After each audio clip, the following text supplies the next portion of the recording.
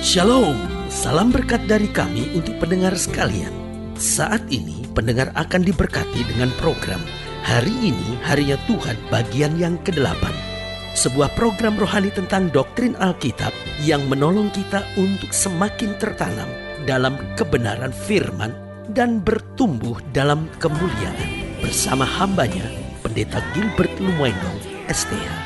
Banyak orang merasa doktrin Alkitab sebagai sesuatu yang membingungkan. Tetapi tahukah saudara bahwa doktrin Alkitab intinya adalah memahami Alkitab dengan benar, dengan pemahaman yang sistematis, sehingga kita terus dapat tertanam di dalam kebenaran firman, sehingga kita terus bertumbuh di dalam kemuliaan Allah.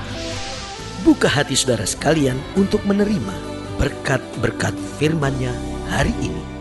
Ada banyak orang yang hari-hari ini berpikir sempit meskipun kedengarannya untuk sesaat cukup logis dan masuk akal.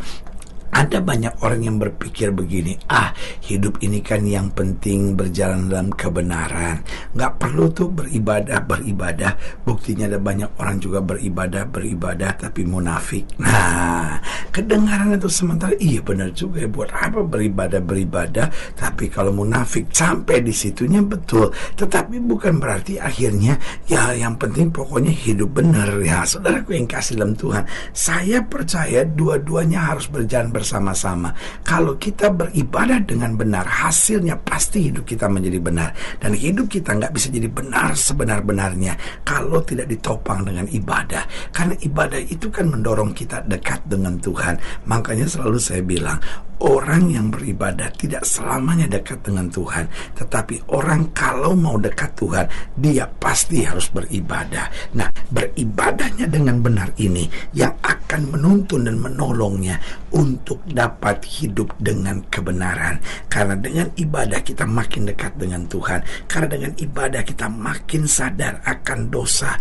makin sadar akan kesalahan. Kita makin belajar banyak dan akhirnya makin hari makin kita disempurnakan. Saudaraku yang kekasih dalam Tuhan, saya percaya betul bahwa beribadah atau pertemuan kudus artinya bertemu dengan Tuhan. Karena itu ibadah juga disebut sebagai pertemuan kudus. Ini mutlak diperlukan. Karena selalu saya bilang, tidak semua orang yang beribadah dekat dengan Tuhan. Tetapi kalau kita mau dekat dengan Tuhan, mutlak kita harus ada dalam ibadah. Nah, saudaraku yang kasih dalam Tuhan, kenapa ibadah mutlak diperlukan? Karena ibadah untuk menolong kita saling menguatkan satu sama lainnya, sehingga kita punya pergaulan yang rohani. Saudaraku yang kekasih dalam Tuhan, ingat bahwa di rumah sendiri pun kita bisa berdoa, di rumah sendiri pun kita bisa baca Alkitab, di rumah sendiri pun kita bisa coba merenungkan firman Tuhan lebih dalam lagi. Tetapi ingat, di rumah sendiri kita nggak bisa saling menguatkan. Makanya Alkitab bilang jangan tinggalkan pertemuan-pertemuan ibadah. Artinya kalau Tuhan bilang jangan, maka kita harus taat. Jangan tinggalkan pertemuan ibadah. Karena pertemuan ibadah ini tempat di mana kita saling menguatkan, kita memiliki pergaulan yang rohani. Itu seperti bara api yang kalau ditaruh di sendiri maka mudah sekali menjadi dingin. Tetapi kalau bara api dikumpulkan bersama-sama akan menjadi sebuah pergaulan yang saling menguatkan satu sama lainnya. Haleluya. Jadi ingat, pertemuan kudus atau ibadah mutlak diperlukan untuk kita saling menguatkan dalam sebuah pergaulan rohani. Yang kedua, untuk kita dapat merasakan hadirat Tuhan. Tahukah saudara, Alkitab berkata, di mana 2 atau 3 orang berhimpun dalam namaku, aku ada di tengah-tengah mereka. Artinya Tuhan mau hadiratnya dicurahkan lebih lagi ketika kita dalam persekutuan, perkumpulan bersama. Artinya kita sama-sama sepakat sehati. Karena Tuhan mau mengajarkan kita tidak menjadi orang-orang yang egois. Tuhan sedang mau mengajar kita menjadi orang-orang yang menghargai orang lain di tengah-tengah kekurangan dan kelemahannya. Tetapi ketika kita saling menopang, saling menghargai, saling melengkapi, hadirat Tuhan akan dinyatakan.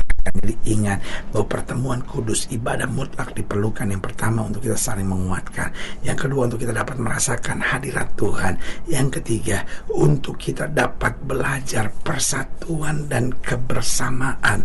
Sengaja Tuhan tidak suruh kita ibadah sendiri-sendiri, supaya kita belajar persatuan, kebersamaan di tengah perbedaan. Tuhan tidak mencari keseragaman di antara kita, tetapi Tuhan mencari persatuan tubuh Kristus, di mana Alkitab berkata masing-masing anggotanya berbeda, tetapi masing-masing anggotanya harus saling melengkapi. Haleluya.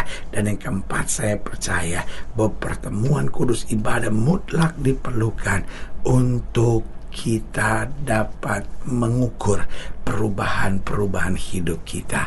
Saudaraku yang kasih dalam Tuhan, ukuran perubahan dalam hidup kita bukanlah kita sendiri yang menentukan, tetapi lingkungan kita yang dapat merasakannya.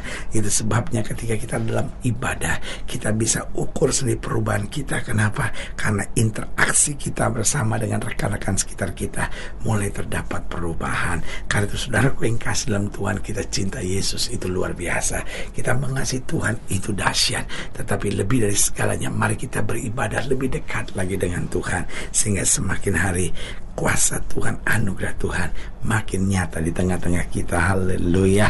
Saudara yang kasih dalam Tuhan, selamat datang dalam program kita hari ini, harinya Tuhan, sebuah program rohani yang kembali mengingatkan kepada kita betapa pentingnya kita menjadikan firman Tuhan sebagai dasar keseharian hidup kita. Karena selama kita jadikan firman Tuhan sebagai dasar keseharian hidup kita, langkah-langkah ke depan kita penuh dengan kepastian, kemenangan, berkat, mujizat, dan perkara-perkara besar. Haleluya. Dan dalam program ini kita sedang membahas tentang harus ada pertemuan kudus. Oh, ini penting sekali. Ibadah yang bukan hanya menyelenggarakan kegiatan rohani, tetapi ibadah di mana kita menghampiri tahta Allah, menerima anugerah, menjumpai Tuhan secara pribadi, sehingga ibadah disebut juga sebagai pertemuan kudus. Haleluya.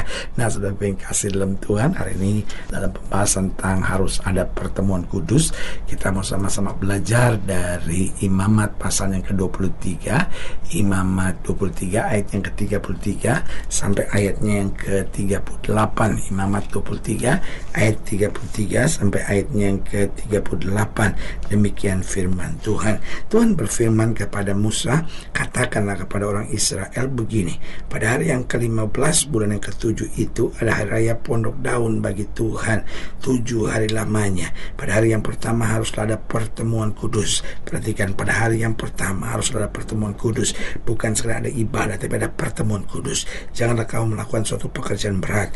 7 hari lamanya kamu harus mempersembahkan korban api-apian kepada Tuhan.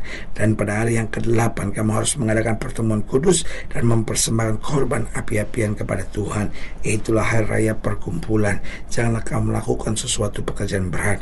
Itulah hari-hari raya yang ditetapkan Tuhan, yang kamu harus maklumkan sebagai hari pertemuan kudus untuk mempersembahkan korban api-apian pada Tuhan, yaitu korban bakaran dan korban sajian, korban sembelihan dan korban-korban curahan. Setiap hari sebanyak yang ditetapkan untuk hari itu, belum termasuk hari-hari sabat Tuhan, dan belum termasuk persembahan-persembahanmu atau segala korban nasarmu atau segala korban sukarelamu yang kamu hendak persembahkan kepada Tuhan. Nah, saudaraku yang kekasih dalam Tuhan, dari ayat-ayat bacaan ini jelas bahwa Tuhan mau kita bukan sekedar menjalankan kegiatan rohani, tapi Tuhan mau bertemu secara pribadi dengan kita. Itu sebabnya ibadah bukan hanya kegiatan rohani disebut Tuhan, tetapi sebagai pertemuan kudus, yaitu dalam kebenaran, dalam kekudusan. Alkitab sambil bilang jangan kamu melakukan tugas berat. Artinya fokuskan dirimu untuk sungguh-sungguh mengalami perjumpaan dengan Tuhan. Nah, pertanyaannya, bagaimana ibadah bisa berdampak maksimal dalam hidup kita?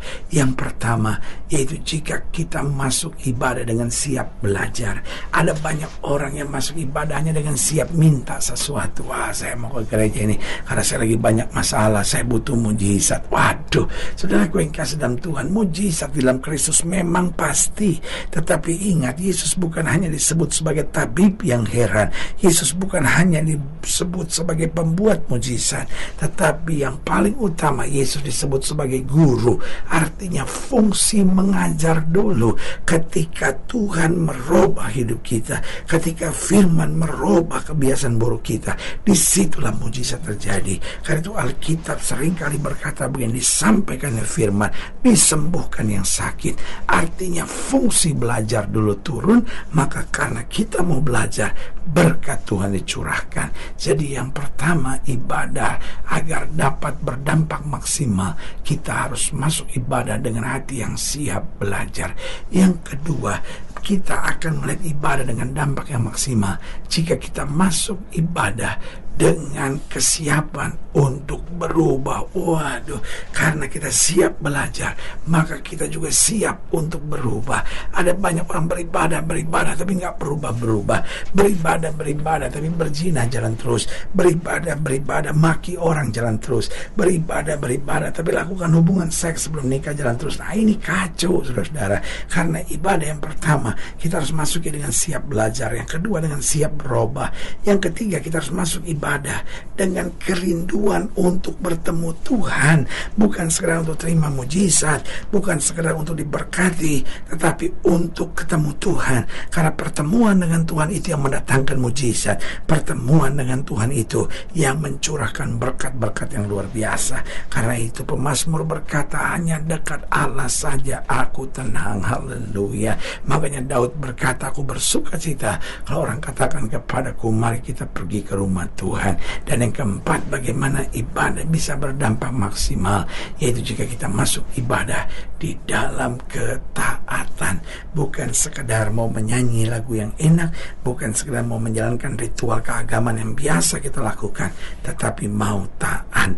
Ada banyak orang dalam ibadah bisa ribut hanya karena gereja yang satu tepuk tangan dan gereja yang satu tidak tepuk tangan, hanya karena lagunya nggak biasa dinyanyikan di gereja kita. Dan karena lagunya nggak biasa dinyanyikan di gereja kita, kita tidak mau menganggap itu sebagai lagu rohani. Saudaraku yang kasih dalam Tuhan, akhirnya kita hanya masuk ibadah sebagai hobi, kebiasaan belaka, bukan lagi sebagai ketaatan bahwa apa saja memuliakan Kristus, apa saja meninggikan Kristus, itu yang kita mau jalankan. Saudaraku yang kekasih dalam Tuhan, jika selagi dilayani lebih jauh, hubungi kami melalui telepon, hubungi kami melalui surat, kunjungi website kami, karena kami ada untuk membawa Bapak Ibu Saudara senantiasa lebih dekat pada Tuhan dan mengalami kasih kuasa mujizat yang luar biasa. Haleluya. Secara khusus melalui program ini juga saya mau berdoa buat siapa yang sakit, siapa yang berbeban berat, karena saya percaya bahwa bagi Allah tidak ada perkara yang mustahil.